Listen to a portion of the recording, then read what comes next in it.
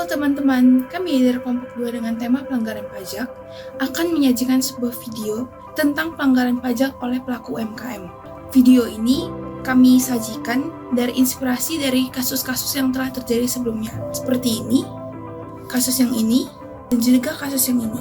Sebelum menyajikan videonya, teman-teman perlu tahu dulu nih, apa itu UMKM, apa itu pelanggaran pajak, dan apa itu kepatuhan pajak. UMKM atau merupakan usaha mikro, kecil, dan menengah merupakan sebuah sektor ekonomi yang meliputi usaha mandiri dengan skala tertentu. Usaha mikro dikelola oleh individu dengan skala kecil. Usaha kecil berdiri sendiri, dan usaha menengah merupakan sebuah sektor ekonomi yang bergerak di skala yang lebih besar namun masih tetap mandiri. UMKM ini sangat berperan penting dalam menciptakan lapangan pekerjaan di Indonesia. Selain itu, ia juga sangat mendukung pertumbuhan ekonomi. Lalu apa itu kepatuhan pajak? Kepatuhan pajak merupakan tindakan untuk memenuhi semua kebijakan yang ada dalam perpajakan untuk memenuhi kewajiban wajib pajak.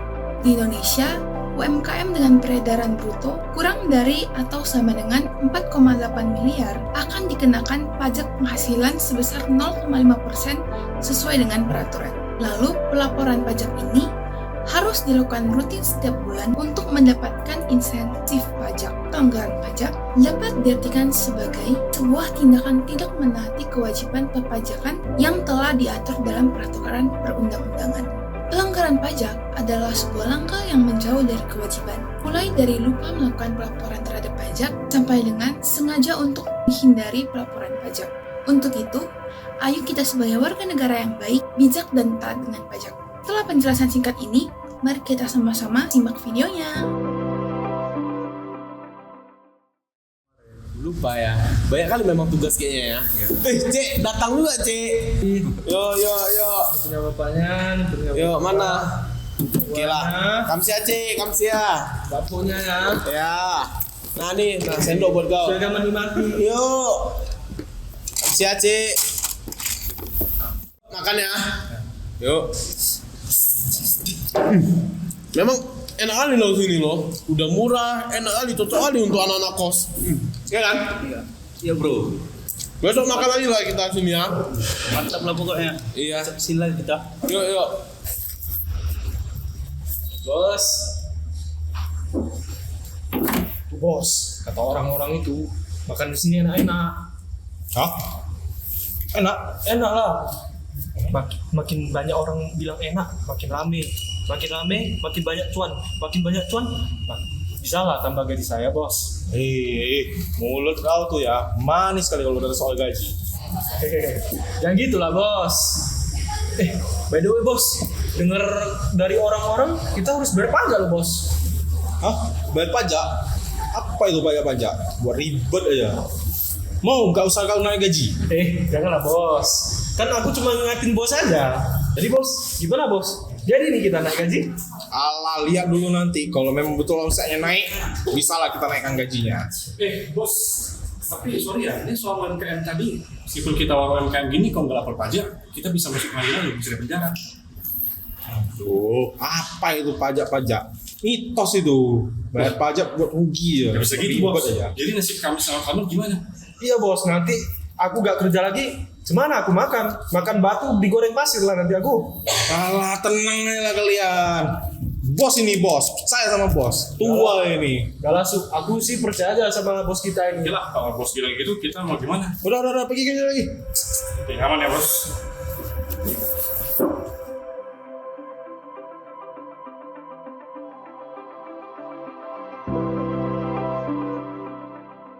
Siap bos, duluan ya bos. Hati-hati. Bos.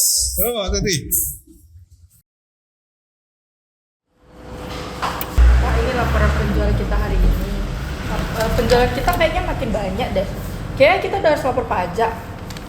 Hah? Apa itu lapor pajak? Buat ribet aja, makin lama makin mahal. Gak bisa gitu pak. Soalnya kan penjualan kita makin hari makin banyak. Apalagi sekarang kita udah terdaftar di merchant ojek online. Jadi penjualan kita tercatat secara digital. Alah, itu nanti aja lah saya lapor.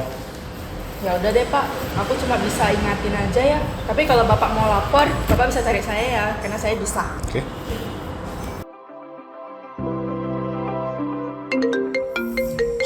mengalami. Aduh.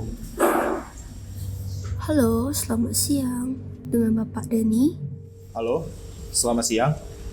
Ya, ini dengan saya Denny. Ada apa ya? Begini Pak Denny, saya dari kantor pajak ingin mengingatkan untuk melakukan pelaporan pajak terhadap warung Bapak. Hah? Mau bayar pajak? Apa itu pajak-pajak? Udah saya cuma warung kecil, masa mau dipajakin lagi? Begini Bapak Denny, lapor pajak itu wajib sebagai warga negara. Jika Bapak merasa tidak paham, saya bisa bantu Bapak. Udahlah. Saya tutup aja. Halo Pak. Buat susah aja. Halo. Pajak. Apa itu pajak? Blokir aja. Halo.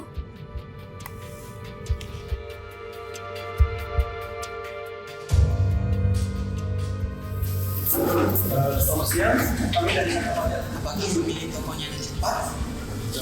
Tolong saya Pak. Ini aja Pak. Ini aja Pak. Ini kami dari kantor pajak dari Bapak Denny.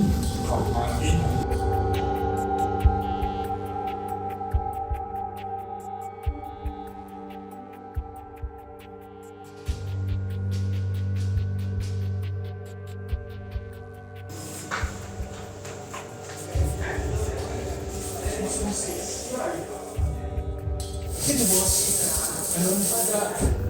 Hah? Orang pajak? Nipu lagi. Ngapain aku nipu bos? Dapat apa aku? Katanya orang pajak.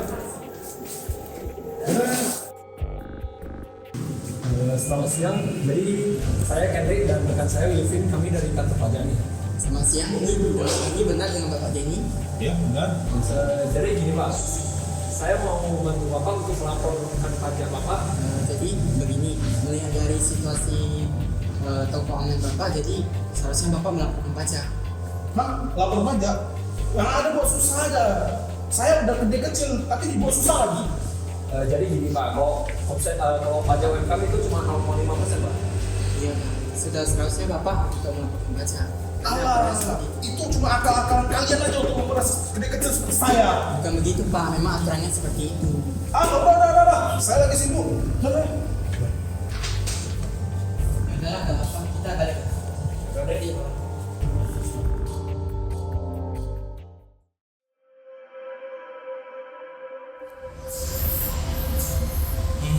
Nggak betul juga ini.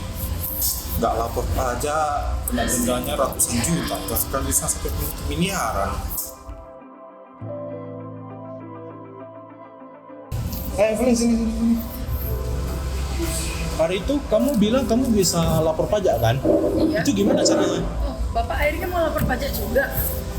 Gini nih Pak, Bapak bisa pakai aplikasi untuk lapor omset.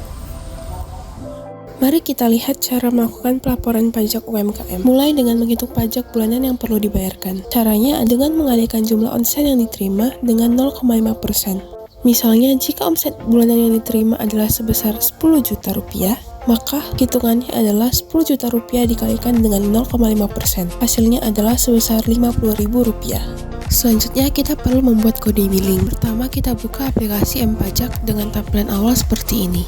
Selanjutnya pilih tombol menu pada pojok kiri atas, klik tombol masuk, masukkan nomor NIK atau NPWP dan kata sandinya. Masukkan kode verifikasinya. Setelah masuk ke dalam akun, pilih ikon bayar yang ada pada bagian bawah. Tampilan e-billing akan muncul. Lengkapi data yang perlu diisi. Isi jenis pajak dengan kode 411128, jenis setoran 420, masa dan tahun pajak sesuai dengan yang ingin dibayarkan, dan jumlah setoran yang sudah dihitung sebelumnya. Setelah konfirmasi dilakukan, kode billing dan detail ringkasan akan muncul. Salinlah kode billing dan lakukan pembayaran.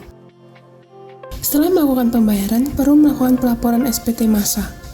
Pertama, kita login kembali ke dalam aplikasi, pilih menu lapor dengan SPT masa PPh final 0,5%. Formulir SPT akan berisi omset bruto bulan yang akan dibayarkan dan pajak yang disetor.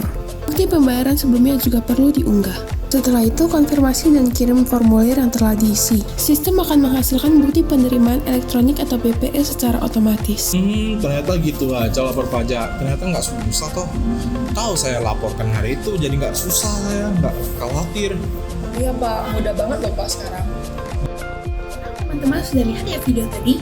Dari video tadi dapat kita lihat, awalnya Denny memiliki ketidaktahuan untuk melakukan pelaporan pajak.